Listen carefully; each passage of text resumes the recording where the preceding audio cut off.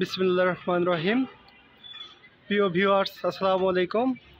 দীর্ঘ প্রায় এক যুগ পর আমাদের জামাত কমপ্লেক্স বগুড়া সাধারণপুর ইসলামী বাংলাদেশ জামাত ইসলামী সাধারণপুর উপজেলা কার্যালয়ে স্থান আল্লামা রহমান ফকির মিলনায়তনে আজকে আমাদের বিসমিল্লাতেই গেট খোলা হচ্ছে।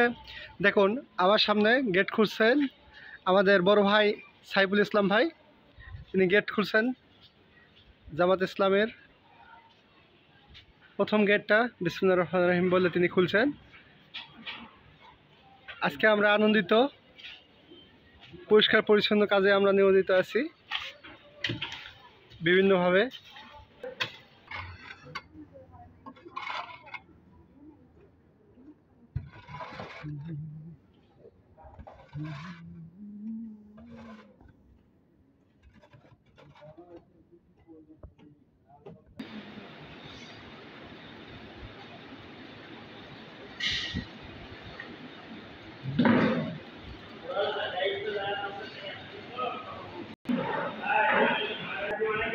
ভিউয়ার্স, আমাদের প্রোগ্রাম চলছে, ইনশাল্লাহ প্রস্তুতি চলছে যে আমাদের প্রোগ্রামের নতুনভাবে করার জন্য।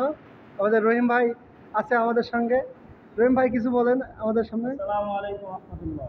দীর্ঘদিন পর জামাত ইসলামীর এই যে প্রোগ্রাম হওয়ার কারণে সাধারণপুরে আপনার পদক্ষেপ কি বা মতামত কি? আলহামদুলিল্লাহ, যথেষ্ট ভালো। আমিরুল আমার তো বলছে ওপেনে সব কিছু হবে, বিশাল একটা জগদ্দল পাথর আমাদের উপর থেকে চলে গেছে। এখন ইনশাল্লাহ সকল প্রোগ্রাম উন্মুক্ত পরিবেশে হবে। সকলকে বাংলাদেশ জামাত ইসলামীতে ঐক্যবদ্ধভাবে অংশগ্রহণ করার জন্য অনুরোধ জানাচ্ছি। আচ্ছা ভাই, একটা প্রশ্ন আছে আপনার কাছে। আপনাদের যে প্রোগ্রাম হচ্ছে, এটা কি প্রশাসনিক কোনো সমস্যা আছে কি না? কোনো সমস্যা নেই। প্রশাসন আরও অনুমতি দিয়েছে। ওসি সাহেব, ওয়েনা সাহেব, তাদের পক্ষ থেকে কোনো বাধা নেই আলহামদুলিল্লাহ। আচ্ছা, আরেকটা প্রশ্ন আছে, যেটা হলো বাংলাদেশ জামাত ইসলামীর যে ওই যে শোনা যাচ্ছে যে শেখ হাসিনা সরকার নাকি আবার দেশে ফিরে আসবে, এ সম্পর্কে কিছু বলুন। এ ব্যাপারে কোনো মতামত জানা নাই আমার, তবে যদিও আসে তিনি রাজনৈতিক ব্যক্তি হিসেবে আসতে পারে।